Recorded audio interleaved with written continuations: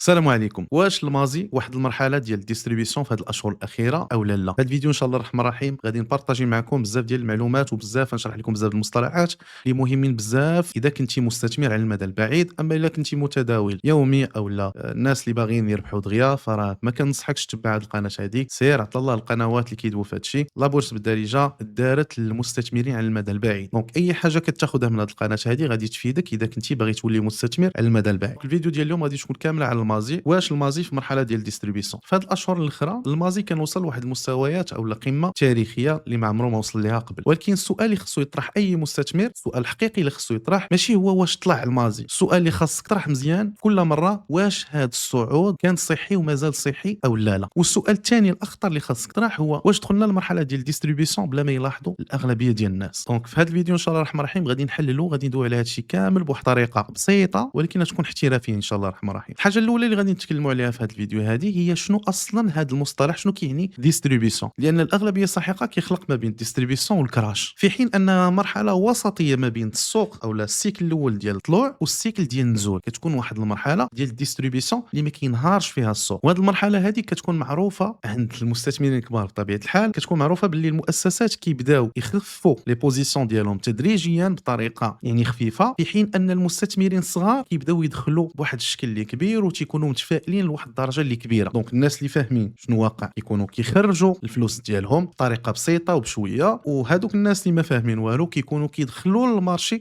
وكيبداو يتفائلوا بزاف وكيتسناو باللي غادي يكون واحد الكماله ديال الطلوع اللي كبيره. دونك السوق في هذه المرحله ديال الديستريبيسيون ما كيطيحش ولكن في نفس الوقت ما كيكملش الطلوع ديالو وكيدخل في واحد الرانج، كيبقى طالع نازل طالع نازل طالع نازل. وهنا فين كيبدا الغموض، هنا اللي هذه المرحله هذه هي اللي ما كيعرفوهاش واحد 98% ديال الناس، هي فين كيديروا الغلط الاغلبيه السحيقه ديال الناس اللي ما فاهمينش وداخلين لهذا المجال هذا بلا ما يقراو بلا ما يتعلموا. دابا ملي دوينا على لا ديستريبيسيون وغادي تكونوا فهمتوها، نرجعوا باش ندويو على شنو كيبان في الماضي حاليا. الا شفنا الويكلي ستراكشر ديال الماضي وغادي نحاول ندير في المونتاج شارت باش تشوفوا، غادي يبان لك بلي كان عندنا واحد الاب تراند اللي باين ما فيه لا شك لا. تجيب واحد يعني مبتدئ غادي تقول له شنو هذا، يقول لك اب تراند. وصلنا لواحد المنطقه بلاص سيمين ديال لو 25 اوت اللي ما قدرش يطلع فوق منها، من بعد منها بدا كينزل المارشي، ومن بعد دخلنا في واحد المرحله اللي كنت نسميها ولا فاش كنت نبغي نشرح لشي واحد يلا داخل لهذا المجال هذا تنقول له بلي السوق تيولي افقي، يعني هذوك الشموع كيوليو غاديين في واحد المستطيل افقي غادي بحال هكذا. دونك ما كيبقاش ينزل ولا يطلع، دونك تما كنكونوا دخلنا في المرحله ديال الرانج. غير هو هذه المرحله هذه ديال الافقي الشموع كتكون افقيه، راه ماشي ديما كتكون ديستريبيسيون، راه كتقدر تكون حتى كونسوليداسيون. وانا غادي نعطيكم كيفاش تقدروا تفرقوا ما بيناتهم. اللي ما عارف شنو هي كونسوليداسيون، هي المرحله اللي كتوقع قبل الصعود، يعني تراند جديد ديال الطلوع. اذا كان كونسوليداسيون كون على يقين موراها غادي يطلع المارشي غادي يعاود يعطينا واحد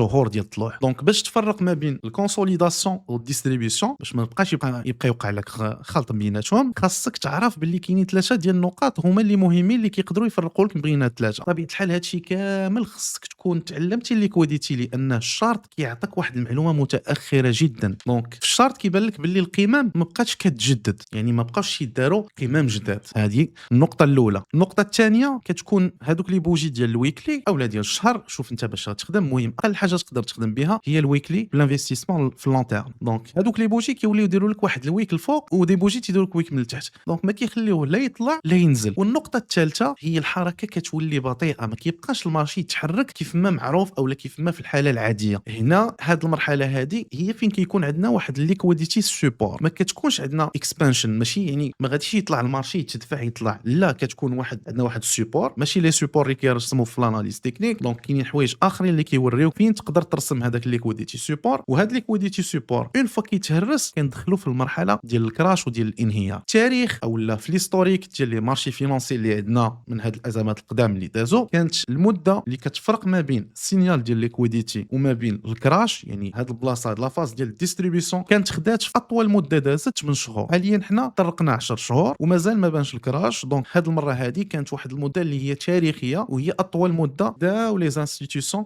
اولا لي برو ما بين تخفيف هذوك لي بوزيسيون ديالهم وما بين الكراش، لان 10 شهور ما عمرها دازت في التاريخ. هذه اول مره. الناس اللي يخدموا بالليكويديتي راه فاهميني علاش كندوي. دونك ملي تجمعوا عندك هاد ثلاثه ديال النقاط نعاود ناكد عليهم، الماضي ما بقاش كيدير لنا واحد القمم جديده بواحد القوه. ثاني حاجه اي محاوله ديال الصعود اولا النزول تواجه بواحد الرفض خفيف دغيا بالخف دغيا بسرعه. وثالث حاجه السوق كيولي بطيء. دونك اذا شفتي هاد الثلاثه ديال النقاط فاعرف باللي انت راك في مرحله ديال الكونسوليداسيون او لا ديستريبيسيون. دونك اللي غادي يبقى خاصكم تعرفوا واللي غادي يكون مهم اكثر من هادشي كامل ملي نعرفوا هاد المراحل هادو لا ديستريبيسيون كونسوليداسيون وهادشي كامل اللي دوينا عليه. دونك خصنا ندوزو باش نفرقوا ما بين المرحله ديال لاكيوميلاسيون والمرحله ديال لا ديستريبيسيون. كيفاش نقدر نفرق من بيناتهم؟ لاكيوميلاسيون بعدا كتكون غالبا في القيعان، اما لا ديستريبيسيون كتكون ديما في القمم. لاكيوميلاسيون كيكون فيها ثمن طايح ولكن كتكون واحد القوه خفيه. داكشي علاش كنقول لكم ديما خصكم تعلموا ليكويديتي، كتكون واحد القوه خفيه ما كتبانش في الشارت اللي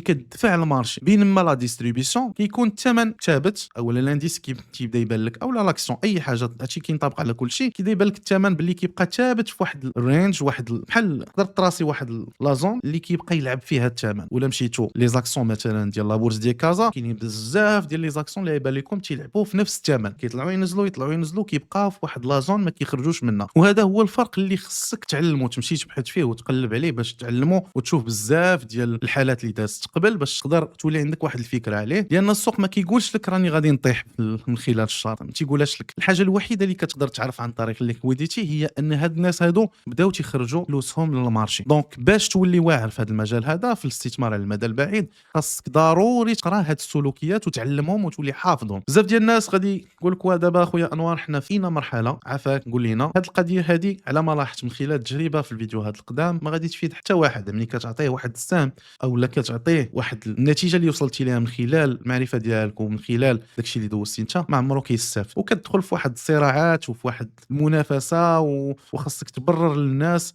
وانت في غنى على هاد الشيء كامل. انا اللي غادي نقدر نقول لك في هذه المرحله هذه اهم حاجه خصو يديرها الانسان ماشي غير دابا راه من شهر 4 لدابا هي خصو يحمي راس المال ديالو والارباح ديالو. لكن اي شخص دخل في هذه المرحله هذه كتبقى المسؤوليه ديالو. انا عارف راه ما ساهلش لان باش تبقى تنتظر مده ديال 8 شهور او 10 شهور وما دير والو راه صعيبه بزاف. انا تندوي من خلال التجربه ديالي. اذا كنتي من النوع اللي يعني عزيز عليك تطلع الادرينالين وتبقى في السوق فراه كون على يقين غادي تلقى مشكل باش تنضبط. انا ليومنا هذا باقي كنسقل راسي وباقي كندرب راسي باش نبقى منضبط. في هذه المرحله هذه ما خصكش تخاف. ما عمرني قلت لكم خصكم تخافوا او لا خلعتكم، لكن ما عمرك خصك تكون اندفاعي وما خصكش تكون حتى لا بغيتي مثلا تبقى داخل وسط السوق في هذه المرحله هذه فراه خصك تكون داخل بواحد الماكسيموم واحد 50%. هادشي الا كنتي نتايا عزيز عليك الريسك وحاط غير 20% من راس المال ديالك الحقيقي في البورصه ديال الدار البيضاء، يعني حتى اذا مشات لك 5% من ديك ال 20% او لا 20% من ديك ال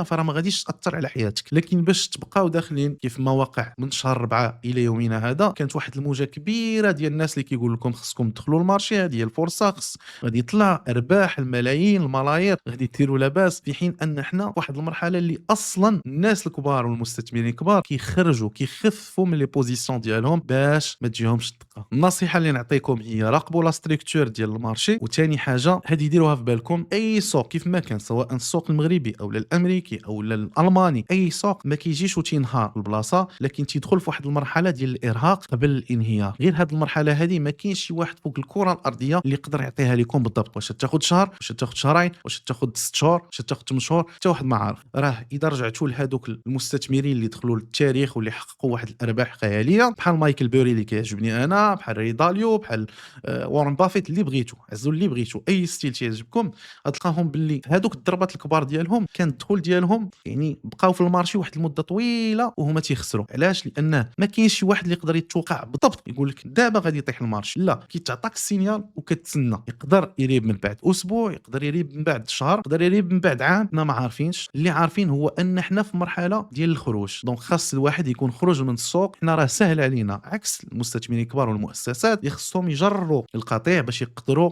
يخرجوا من الاسواق. حنا كنقدروا يعني شحال في راس مالك كاع يعني تقدر تخرج بسهوله. دونك هاد لا ديستريبيسيون خاص ديرها في بالك على اساس انها واحد العمليه واحد المرحله باش ما نطولش بزاف. وحاجه اخرى اللي خصك ديرها في بالك حتى هي ما خصكش تقلب تكون انت اول واحد يدخل للسوق. اهم حاجه يكون عندك ان سيستم اللي باين وتكون منضبط وتحترم داك السيستم 100%. عارف انا عارف باللي صعيب بزاف تحترم 100% بالخصوص الضغوط ديال الحياه بالخصوص المصاريف غادي تبقى ديما دير اخطاء. لكن قد ما كان عندك سيستم واضح وباين قد ما مع المده غتنقص من هذا التسرع وغادي تولي منضبط. ولكن هادشي كامل كامل بشرط واحد هو ما تتبعش هادشي اللي كاين في الويب وتمشي تقرا على راسك. الحاجه الوحيده اللي كتحرك الاسواق هي الليكويديتي، من غير هادشي ما كاين حتى حاجه. نهار تعلم تعرف الليكويديتي كيبقى لك غير التطبيق وكيبقى لك غير تختار الوقت المناسب الدخول الخروج والرجوع للمارشي. هادشي اللي غادي يبقى لك. اذا بغيتوا تحليلات اسبوعيه نتمنى تخليو لي دي كومونتير لتحت. مبروك علينا هذا الشهر هذا، رمضان مبارك سعيد مسبقا، الله يدخلوا علينا بالصحه والسلامه ويدخلوا عليكم بكثره ديال الرزق وراحه البال. اهم حاجه هي راحه البال. اذا كنتي مستريسي فكون على يقين بلي ما دير حتى حاجه. داكشي علاش كنقول للشباب لا بورس ما غاداش تهرب، الفلوس ما غاداش تهرب. اهم حاجه هي تكون انت ستابل. الا ما كنتي ستابل سير حتى تستابيليزي لا سيتوياسيون ديالك، عاد اجي دخل الاسواق. انت كتقرا ركز على القرايه ديالك وفي نفس الوقت كتعلم، ما تبقاش مزروب. انت خدام وجمع راس المال وخلي واحد الفلوس اللي غادي تقدر تستثمر بهم واللي غادي تقدر تصرف على راسك اذا بغيتي تخرج وتفرغ. على الاقل يكونوا عندك فلوس ديال واحد 3 سنين ديال المصاريف ديالك، تغطي لك المصاريف ديالك كامله ويكون عندك راس المال بوحدو. لان المرحلات اولا لي سيكل ايكونوميك راه ديما كاينين، طلوع ونزول ديما كاينين، وهاد المرحلات اللي تكون ما بين طلوع ونزول ديما كتبقى هي. خاصك غير تعلم البديه ديال الطلوع وتعلم امتى البديه ديال النزول، وان شاء الله الرحمن الرحيم ما غادي يكون غير الخير. حتى لهنا لا فيديو ديالي تكون سالات في امان الله. السلام عليكم ورحمه الله وبركاته.